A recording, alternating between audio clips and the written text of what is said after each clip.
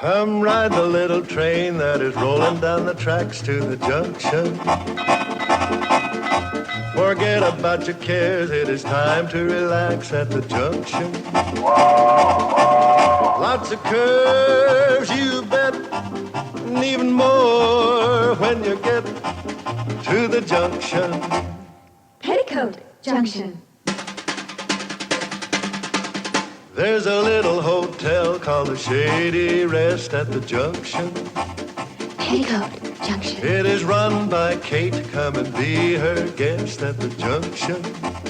Petticoat Junction. And that's Uncle Joe. He's a moving kind of slow at the junction. Petticoat Junction.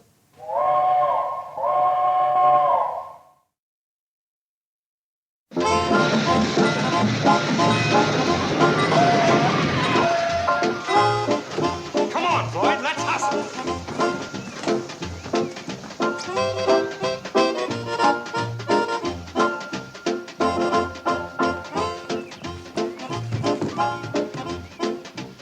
Here you are, Kate, the morning mail. Great, boys, great. Congratulations. Isn't that wonderful? Hold it, everybody. We didn't make it, Floyd. It's 12:02. Don't take it so hard, boys.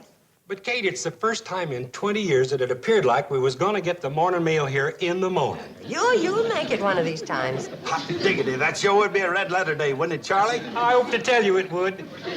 Now, Floyd, could I look at the morning mail this afternoon before it gets to be evening? Oh, sure, here you are. One postcard addressed to you. Mr. Bedloe. Don't tell me we're going to have to put up with that rat Bedloe again. Well, he'll have another scheme for closing down the cannonball for sure. Says he's bringing his son with him. Wonder what Mr. Bedloe's son is like. Junior! Yes, Dad. Stop dilly-dallying in that stupid station. You might inadvertently strike up an acquaintance with one of those stupid country hicks. Well, as a matter of fact, one of the natives, a friendly little old lady, did smile and try to say hello to me just a moment ago. Really? What did you do? I glared at her until her face turned crimson red and she was humiliated into turning away from me. Goodbye. Isn't that typical? A stupid hootable cannonball is already several hours late arriving at this stupid station. Well, wasn't that the sound of its stupid whistle, Dad? Yes, it was. And a more unpleasant sound I've yet to hear. You hate that train worse than anything in this world, don't you, Dad? I detest it. Even more than Mother? Yes, even more than your mother. Boy, I'd hate to be that train. Smart boy. Come on, son. Let's climb aboard. Get out to that place I've been telling you about. The Shady Rest Hotel? Right. That Victorian mass of potential kindling wood. Right. That remotely located eyesore which defaces the scenery along the right-of-way of your railroad. Right. That antiquated two-bit hostelry which houses Kate Bradle and her brood, otherwise known as the Enemy. That ridiculous batten-board Hold it, booby-trap. son. Hold it. Save some of that pernicious eloquence for a time you can use it on a defeated foe. Right you are, Dad, as usual. Smart boy.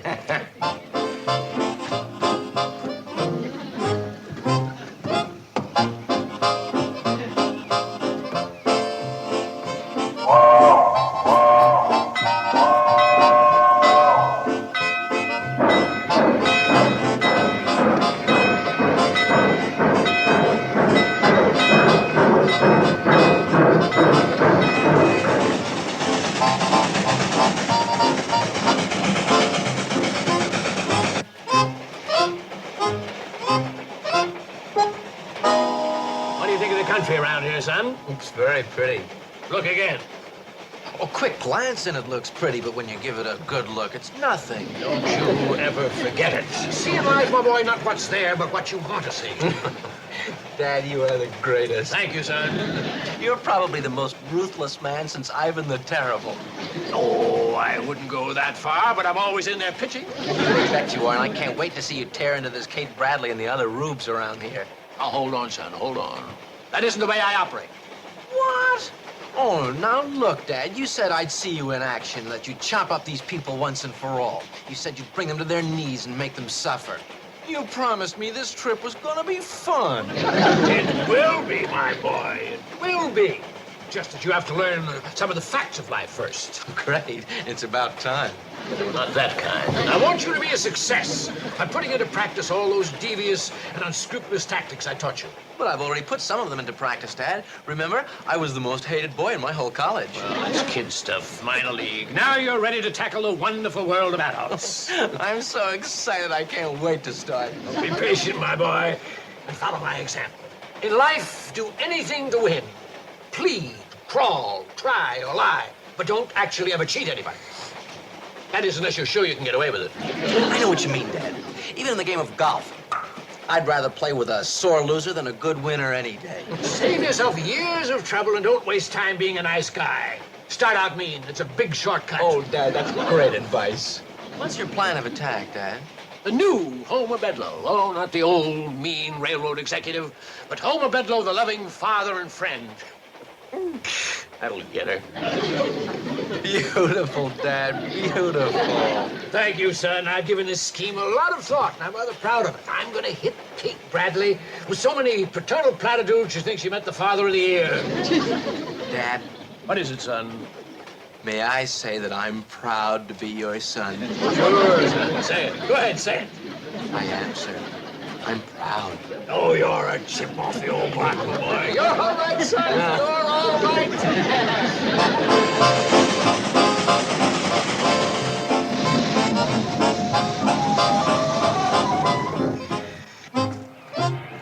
Here we are, son, at the Shady Rest, the magnolia and stronghold of the enemy. Go get him, Dad. I will, I promise you, son. I'll soften them up, and then you can have a little fun yourself. Oh, great, Dad. You're all heart. Heart? Oh, that's a good one. That's a gem. That's a genuine witticism, my boy.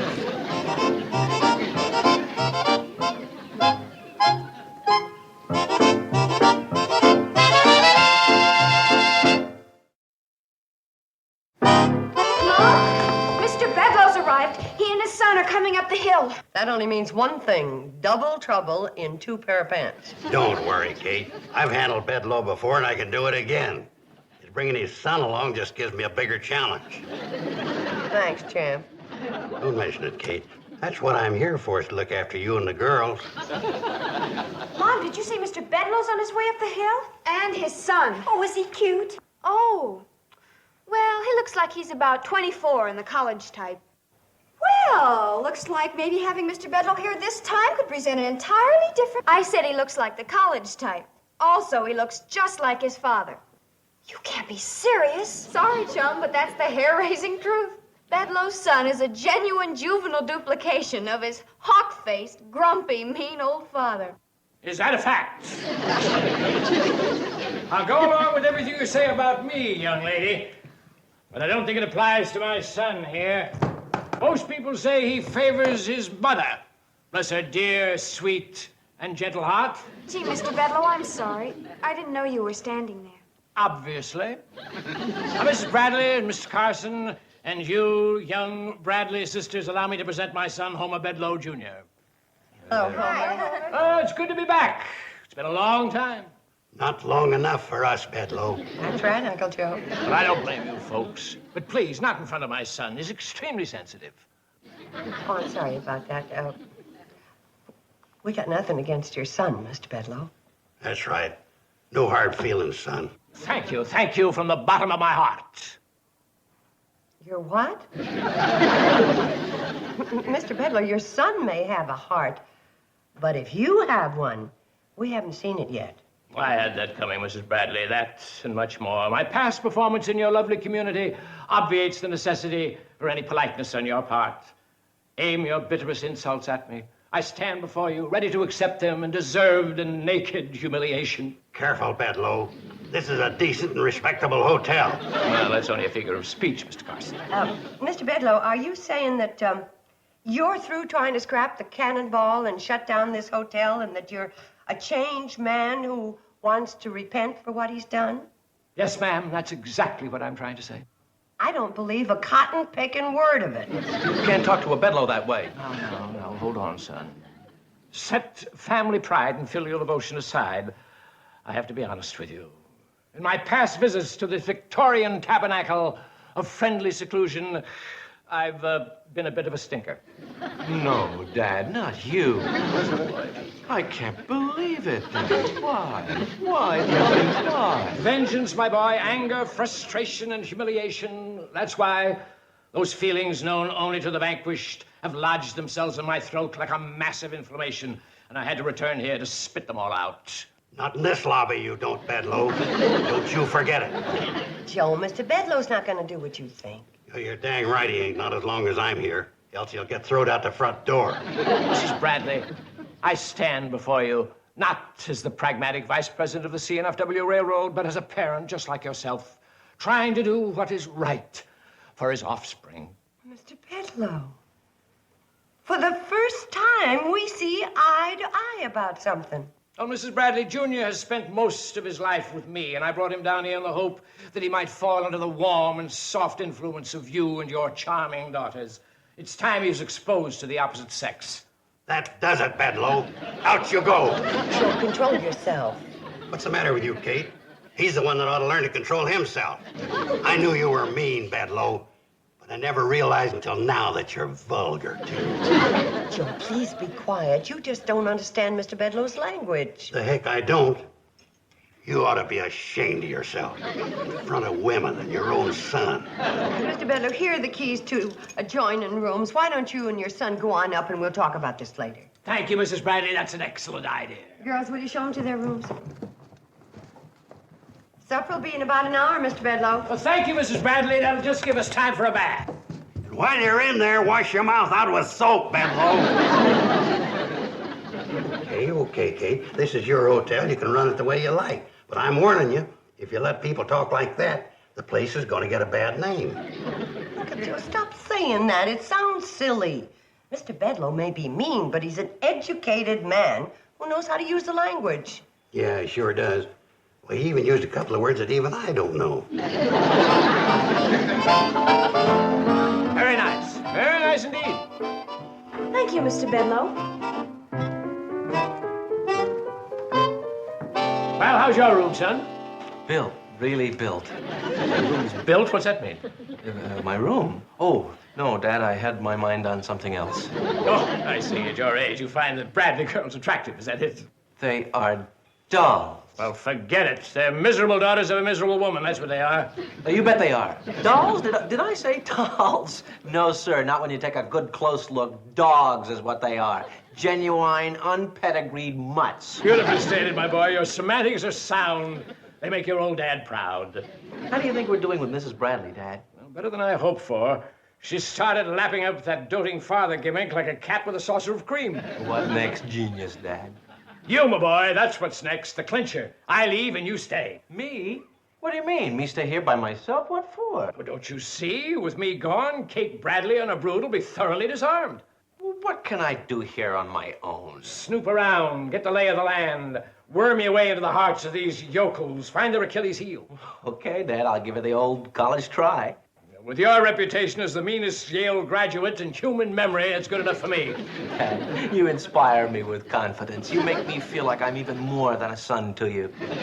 My boy, if a father can't inspire his own flesh and blood with a sense of purpose and dedication, I ask you, what good is he? Nothing, Dad. A big, fat nothing. And you are the greatest. An absolute genius. Oh, knock it off, boy. I'm not a genius. Brilliant, perhaps, but not yet a genius. You know, I always figured Mr. Bedloe was too mean to have a son. Oh, Bedloe's a changed man. I reckon spending so much time here with decent folks has finally rubbed off on him. Yeah, maybe so. Now all we gotta do is straighten out that cussing problem of his, and he'll be perfect. So,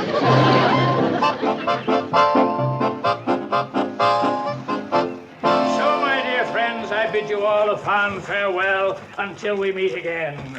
Bless you, goodbye, and buena suerte. There he goes, cussing again. Oh, Joe, buena suerte means good luck in Spanish. Is Bedloe Spanish? No, I don't think so. Need I say more? Things won't be the same without you, Dad. You're doing fine, my boy. You've trained for this for months. It's time you spread your wings and swoop down on a few pigeons. I'm a little scared. Well, that's only natural. The first time I outsmarted and crushed an opponent, I felt the same way. When it was all over, I had tears in my eyes. From crying? Not you, Dad. From laughing, and of course not me. Oh, that's good. I'm relieved. Now I'll be so happy back at the office, knowing that you're here, plotting to destroy this train and the Bradley clan every waking moment. Dad, even when I sleep, I dream mean. That's my boy. So long, Dad. Goodbye, son. And remember the Bedloe creed. Humanum est errare semper paratus. Right. To err is human, so always take advantage of it.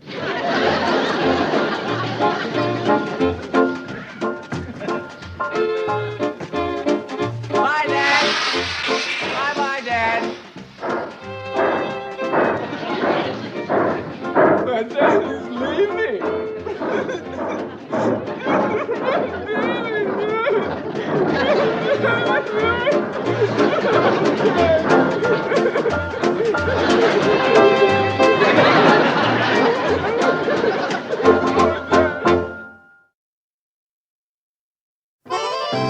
And the cannonball carries about everything from newborn babies to hot lunches for salesmen.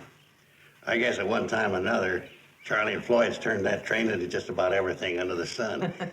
Sort of a traveling restaurant, hospital, and come what may without a license, you might say. Yeah, the folks around here don't care much for red tape, or them legal technicalities. Is that a fact? Interesting, Mr. Carson. Extremely interesting. Yeah, I guess it is if you say so, Junior. I still don't think writing a book about things around here is going to make you any money. Well, there's more to life than money, Mr. Carson. There's the gratification one feels when one accomplishes something important. I'd call it a feeling of cerebral passion. You're going to have to cut that kind of talk out, son. What kind of talk? What do you mean? You've been hanging around with that old man of yours too long, my boy. Yes, but... Now, you take my advice and forget about that kind of language. There ain't a publisher in the country will put any of them words in print, believe me. Really, Mr. Carson, there's nothing wrong with... Now, don't try to sell me on your city ways.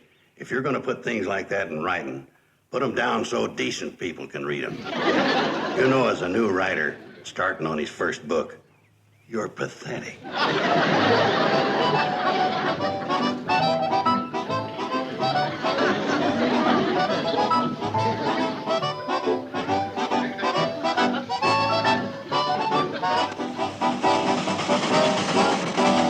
And you say that you haven't had a visit from anyone with the ICC that you can remember? Well, not that we can recall, right, Floyd? That's right. Matter of fact, I can't even recall what ICC means. Those initials stand for Interstate Commerce Commission. That's the federal agency which controls the licensing of commercial vehicles. Is that a fact? Boy, you two are incredibly naive. How's that, son? What I mean to say is that you're incredibly neat and precise. The way you run this train. You ought to see how nice our uniforms look when it ain't a fishing day. You mean you're going to stop this train and go fishing? Yep. We're almost to Morgan Creek Trestle. We'll be wetting the line in 5 minutes. Stop a train to go fishing? Why? I don't get it. Because it's fun. Fun? You gotta be kidding. Ain't you never fished, son? Of course not. And you're about to sample one of the great joys of life, Junior. Fishing's good for the soul. That's funny.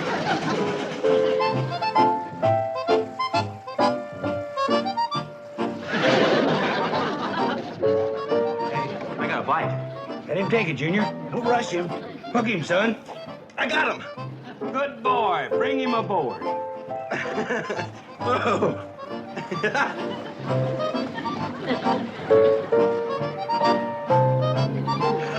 Hey, I got a fish. How about that?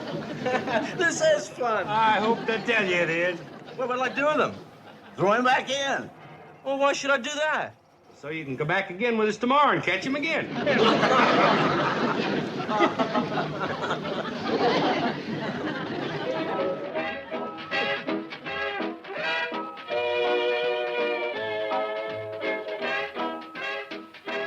Hi, Junior. Come on and do the hop with us. No, thanks. I don't dance. Oh, come on, Junior. It's fun. Come on, do the hop. It's the greatest. Oh, look, this is ridiculous. I mean, I know anything about it. This is fun. Isn't it, though?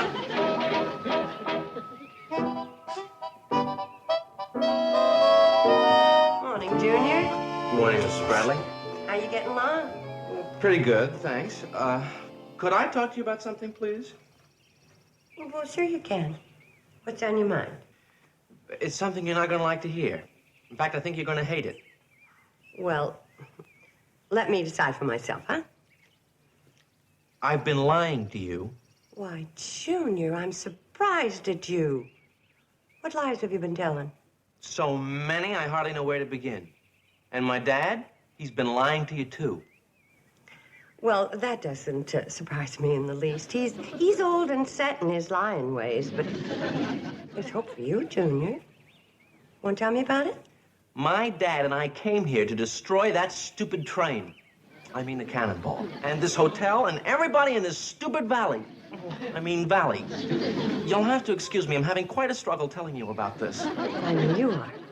But just don't be upset. Everything's going to be fine. I'm not used to the sickening emotion that's overwhelming me.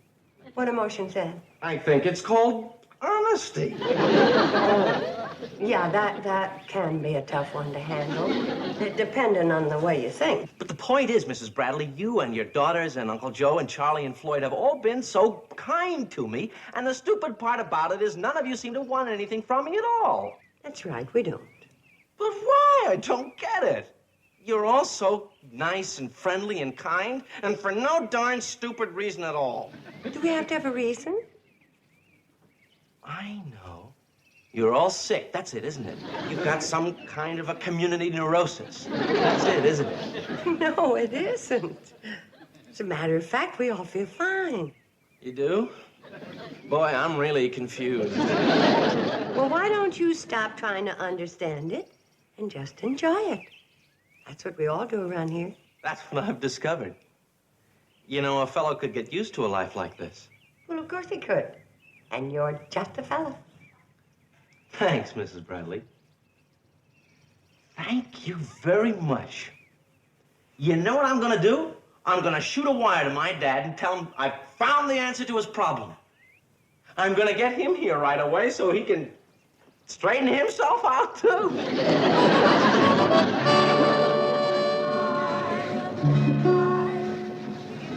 Hear the young folks singing in the evening by the moonlight. You can hear those banjos ringing.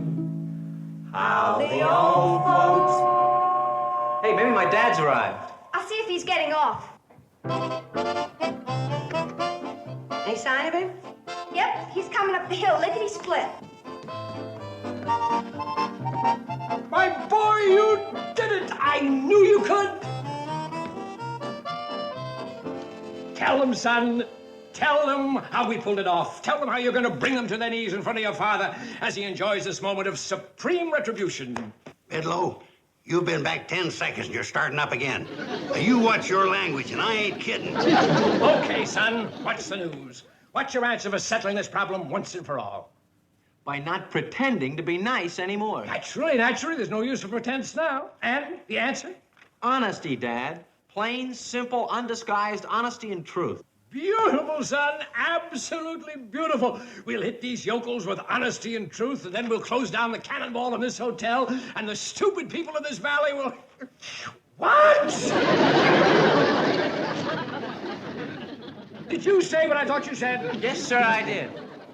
No, it can't be. They've ruined you, that's what they've done. No, Dad, they've given me a new look at life, an honest one, and I like it. Oh, stop talking like that. It's disgusting. Dad, it can happen to you, too. Will you shut up, you fiends? You've brainwashed this poor boy. I'm taking him back to the city right now. No, sir, I don't want to go. You're going to have to see a psychiatrist first thing in the morning. I don't like her. I hate her. I don't ever want to see that woman again. Well, you're going to go, and that's that. Goodbye, Mrs. Bradley. Goodbye, Uncle Joe. Goodbye, girls. Junior, we sure will miss you. We will, Junior. Hurry back, dear. You bet I will. Not on your life. Now, stop doing that, you fool. You look like a nice guy. It's repulsive. Poor Junior. He had to have Mr. Bedloe for a father. I don't think Bedloe will ever let that boy come back here again. Oh, I wouldn't worry, Uncle Joe. That nice boy will be back, I'm sure of it. As far as I'm concerned, I don't care if we never see either one of the two of them again. Them's two of the most foul-mouthed men I've ever met in my life.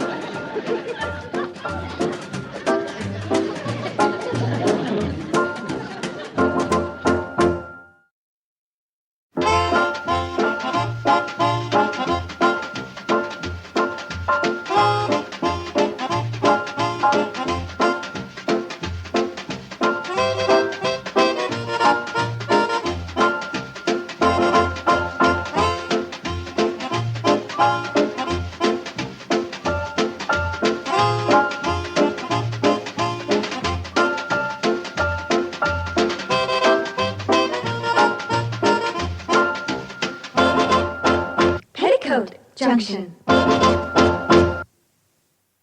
This has been a Filmways presentation.